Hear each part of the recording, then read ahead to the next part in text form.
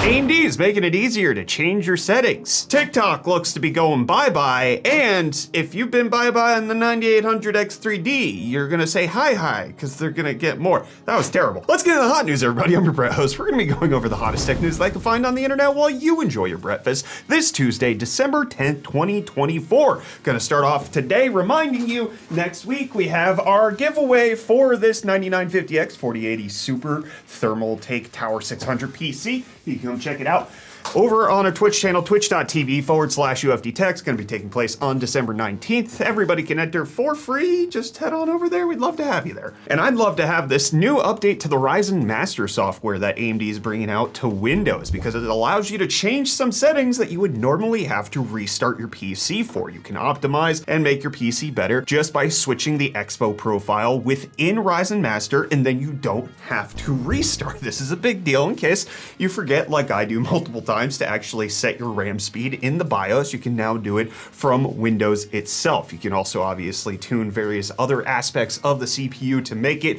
more stable, more performant, undervolt it a little bit, just kind of tweak it in general. Ryzen Master getting much, much better with this latest update, also supporting Ryzen 9000 CPUs. However, it is losing support for first generation and second generation Ryzen and Threadripper chips. So if you're still on those, you're not going to be able to use this much anymore. This is kind of AMD indicating to you that you might need to upgrade. But in case you're looking to upgrade, you should definitely check out today's video sponsor, because they're also going to sell you a system that actually is already optimized from the box. Today's video is sponsored by Falcon Northwest. I've actually been using a Falcon Northwest Talon as my exclusive gaming PC for the past almost year, and Falcon Northwest was the first company to build PCs specifically designed for gaming all the way back in 1992, which is older than most of the employees here at UFD Tech besides me and Reece, but they're still independently owned and run by its founder. They have several different builds that you can check out, including the Talon, which is their mid tower. That's the one that I've been rocking with Reece's face all over it,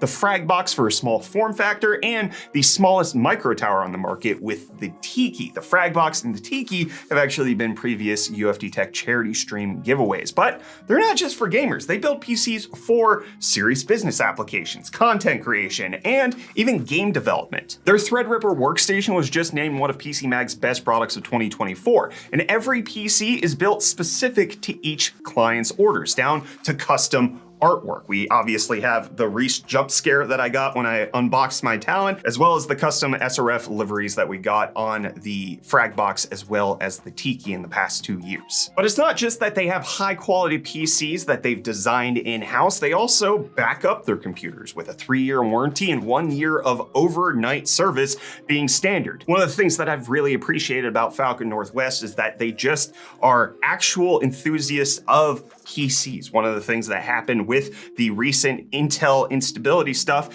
Falcon Northwest was regularly putting out updates of all of their findings from all of their testing, where they were looking into how can we best not just serve our customers, but the community at large with all of the computers that they had on hand, making it so that it was easier to diagnose and how to fix your PC. I got emails about my Falcon Northwest Talon and how to fix it for the Intel instability issues, because Falcon Northwest believes in supporting their customers, and they wouldn't be here 3 decades later if they weren't actively taking care of all of the customers who buy from them. So you can check out Falcon Northwest, whether that's going to be the Talon, the Tiki, the Frag Box. Love the little handle on that. And actually, the person who won it is a major member of the UFD Tech community. It's just, they're beautiful PCs, well built, custom to your taste, and with great service and support to back it up. Again, check out Falcon Northwest at the link in the video description. Big thanks to Falcon Northwest for sponsoring today's video. Well, just like Falcon Northwest absolutely helped out with the Raptor Lake situation that was going on, we have more details on what's going on with Error Lake, which is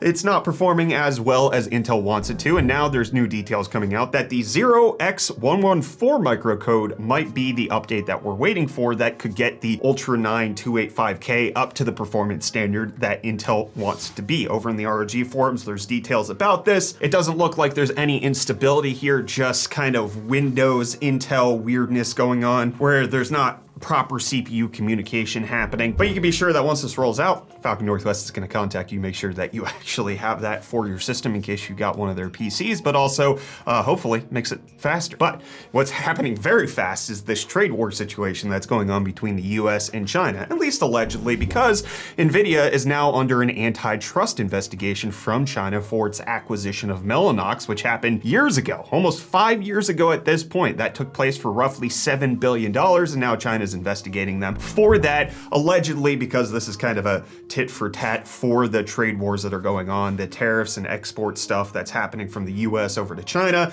They're now investigating Nvidia to make things a little tougher for everybody all around. Nvidia commented on this, saying that they win on merit, as reflected in their benchmark results and value to customers, and customers can choose whatever solution's best for them. We work hard to provide the best products we can in every region and honor our commitments everywhere we do business. We are happy to answer any questions regulators may have about our business. Obviously, this isn't the first antitrust issue that Nvidia is experiencing, and obviously them saying they win on merit, it's been proven that that's not exactly true. They've had to pay out lawsuits for lying to their shareholders. Additionally, they had their offices raided in France for an antitrust investigation. The Department of Justice is investigating Nvidia here, or at least doing a preliminary scouring of information. So Nvidia's in trouble in a lot of areas, and it's not just China, but it does appear like this potentially might be politically motivated. However, it's not the only thing Nvidia is in trouble for. It's not the only country where Nvidia is in trouble. And obviously, we'll keep you updated on how this all plays out moving forward. And Reece is going to move forward on saving you money with his deals. Yo, welcome back to UFD Deals, bringing the hottest tech deals out on the internet. Happy Tuesday, everyone. Hope you guys had a good weekend, and I've got some good deals to start your week off right. First up, we have this Corsair iQ 2000D RGB Airflow Mini ITX case available in black for only $59.99, making it $100 off. But then secondly, we have an absolute banger deal with the Sennheiser HD599 SE. These open back headphones are going for only $85, making them $114.95 off. I'm a big fan of Sennheiser headphones for audio work, so definitely pick this up if you need something. And then lastly, today we have the Asus ZenScreen 15.6-inch 1080p USB-C portable monitor going for only $99, making it $40 off. And hey, with that, the deals are done. You can find these and more linked in the video description down below. But until next time, I'm gonna hand you off back to Brett for the rest of your hot news. Cheers. Well, Reece, people who like TikTok are getting a bad deal because a US judge who was asked to potentially stymie the ban on TikTok that's supposed to move forward on January 19th of this coming year, decided not to. And so the TikTok ban is being upheld. ByteDance is gonna be forced to either divest TikTok or sufficiently provide evidence that it is US controlled, essentially getting it away from the hands of a Chinese owned company. And so TikTok is now facing that ban that's coming again on January 19th. About a day before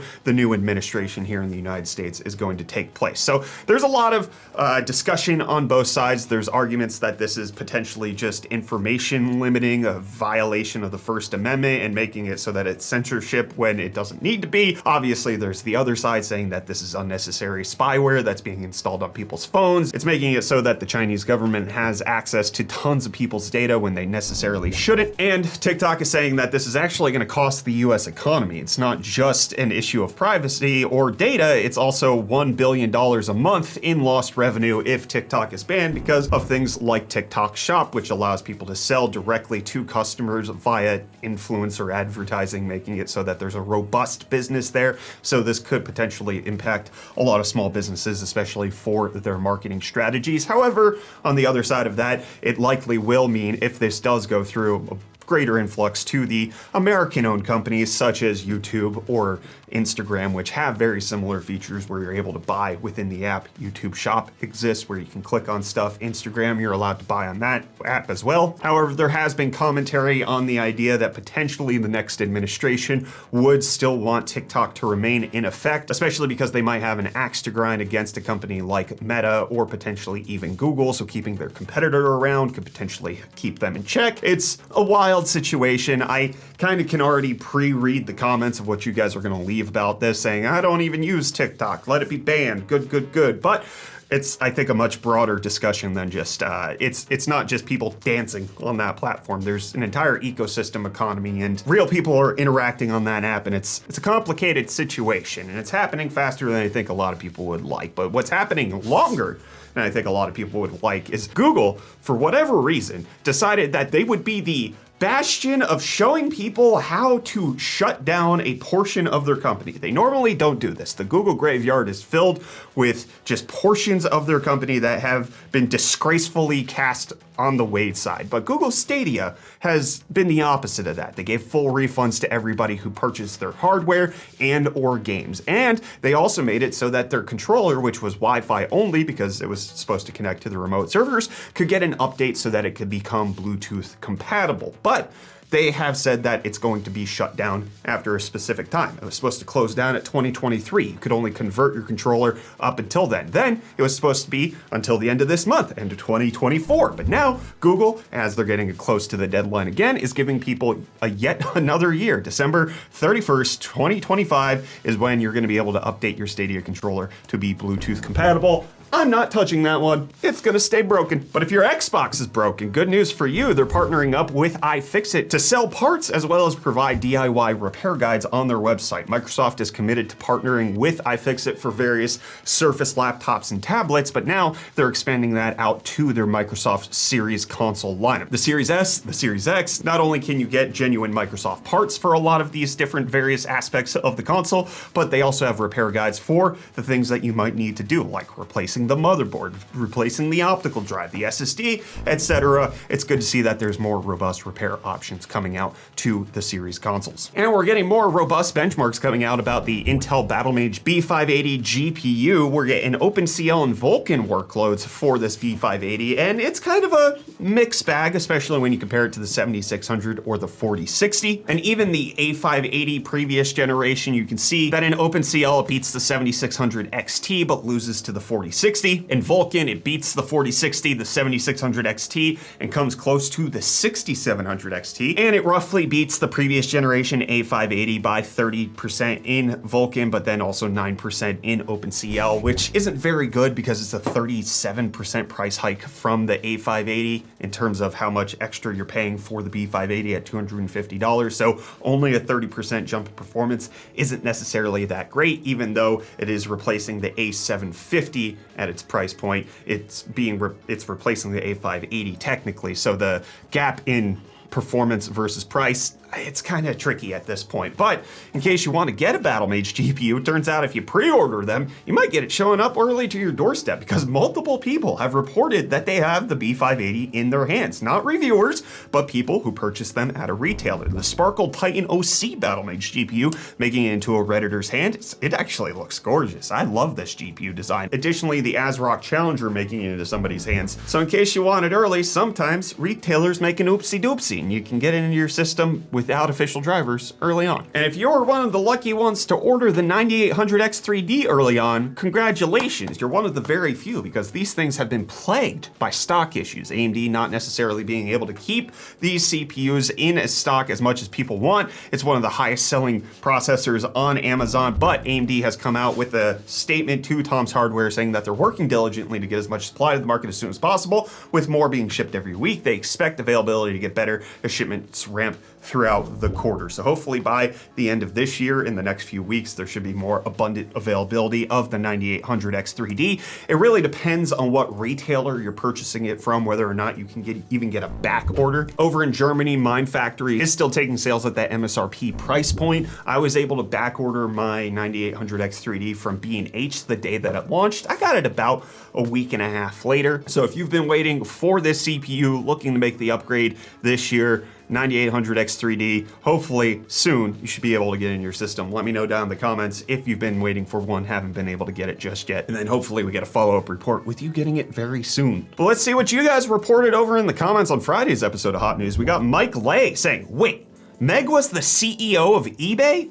I hate that woman. She sided with the Kenyan government when they used excessive force to suppress peaceful protests. Unarmed Gen Z protesters died and others abducted. We'll never forget her awful reign as U.S. ambassador to Kenya. Mob love from Kenya, BT way.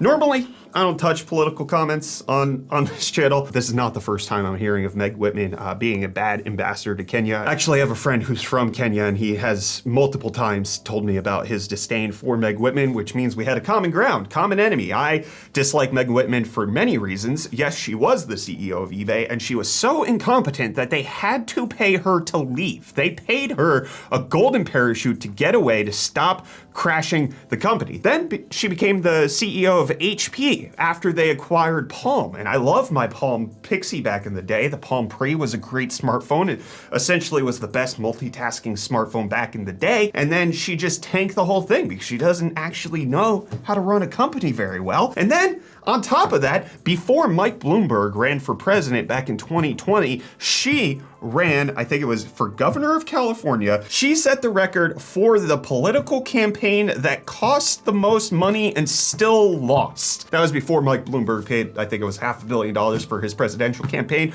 but Meg Whitman spent a lot of her money to become governor of California and didn't make it. So she has ruined things that I have enjoyed. She has been bad at a lot of positions. And then Quibi. She did Quibi. Freaking Quibi was garbage back in 2020. Oh man. I'm just now remembering all of my rants against Quibi. Meg Whitman, I do not appreciate her work. I haven't seen anything good that she's contributed to the various places that she's been, and I don't like it when she's involved in things. Hopefully, she's retired now. That's what I would like. I would like for her to no longer be part of things happening in the world, and she can just live her life. Professionally, I would like her to stop touching tech companies. Then Wingchester saying, even if Pat Gill was fired for this reason, that doesn't mean it's a good idea to replace him with the marketing CEO. This already happened once, which caused the creation of the Z80 CPU because Intel was too comfortable of its current place. I agree. I don't think getting rid of Pat Gelsinger was a great idea by Intel. We'll see how it plays out for them in the long term. Then we got Chieftron saying SteamOS needs to hurry up and launch for desktop. Soon as that officially happens, I'm ditching Windows for good. I'm not going to ditch Windows for good, but it will get installed on my gaming PC. I can tell you that much. I'm going to be using it quite a bit.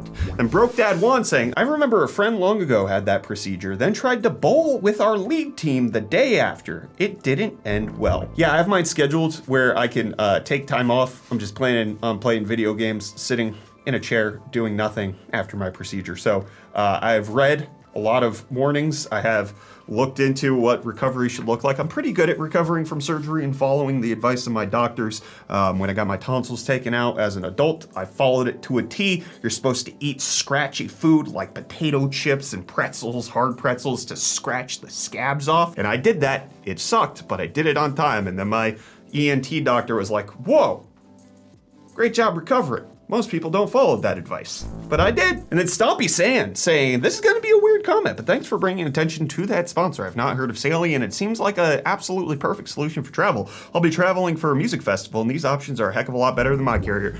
It's not weird at all. As soon as I heard about Saley, I was like, yeah, this makes a lot of sense. We're gonna use it. It's helpful for all of our travels. I'm glad that I can help you as well. Then Django saying, look up AMD Smart Access Memory. This allows AMD processor to access AMD GPU memory directly. It's not a huge bump, but it gives me a few additional frames. This was in reference to me discussing how you can't pair an Intel CPU with an Intel GPU and then automatically get better performance, or an AMD with an AMD and get performance that you couldn't get from an AMD CPU with an Nvidia GPU or an Intel CPU with an AMD GPU. And the truth is, AMD Smart Access Memory, I didn't have to look it up. I'm aware of what it is. It's just their branded version of a feature called resizable bar. This is available on basically any modern platform. If you have an Intel or an AMD CPU, you can enable resizable bar, and that will allow you to get faster performance in certain scenarios. In fact, Intel's GPUs essentially demand you have resizable bar on. This was one of the things that Intel talked about when they released their Alchemist GPUs.